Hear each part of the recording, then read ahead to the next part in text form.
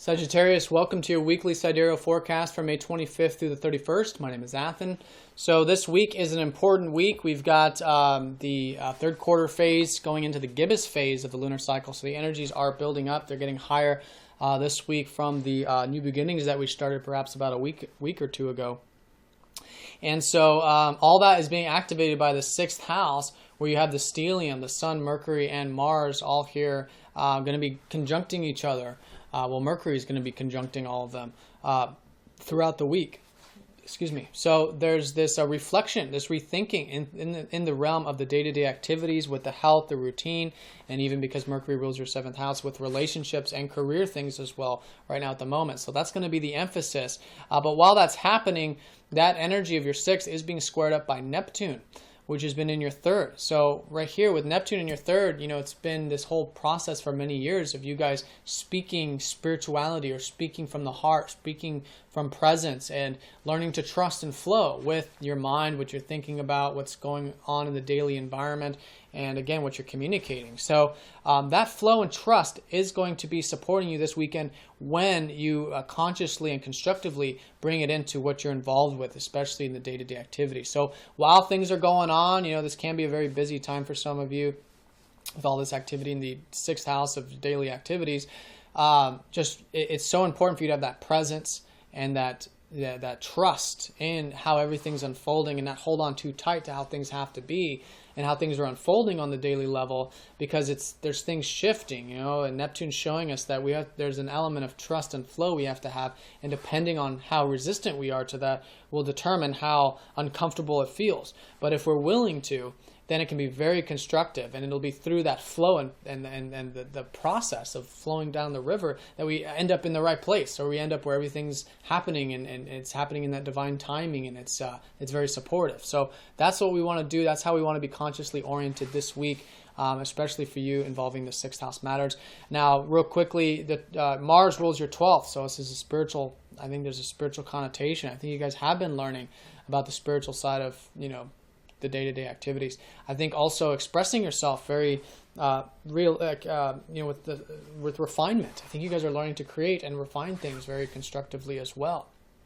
Mercury, your relationships and your career things are being reworked and redone, and then your whole life path is being reworked and reshaped and improved right now at the moment too, and that's going to be an energy we're going to feel as the week unfolds. So it all starts on Monday when Mars squares up to Neptune. So this is our drives, our ambitions. So again, this is not holding on too tight, and controlling the day-to-day activities will be the flow, and again, it can be very supportive.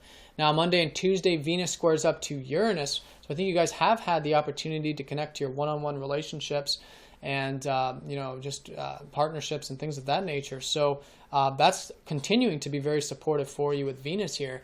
But in the Monday and Tuesday time period, she's going to be squaring up to Uranus. So just watch any rash, sudden decisions or things relating to the relationship side of things. If there are some things you're thinking about, working on or changing in that seventh house matter, then it is a good week for you to do that. Just keep it nice and grounded, nice and constructive, because Uranus square energy can sometimes feel a little bit sudden, like we want to suddenly do things, or a little bit almost irritating kind of. So just keep it nice and grounded, take it long term, keep it constructive, and then it can be a very nice time for you to make those changes in the relationship side of things. Also, again, with the routine and things maybe relating to your friends and groups and things of that nature as well.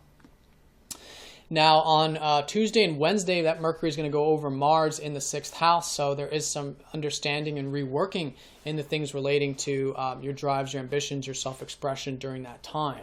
So early part of the week, again, this is learning about what really motivates you and how important it is for you to have everything reorganized and taken care of with your health, your diet, your routine, your regimens, your self-improvement, in order for you to have that drive and ambition and to express yourself and to even have that alone time for you to connect to all that is, or God, or however you see that, just getting that peaceful time. So very important. And again, this whole week is all about this reworking type of energy.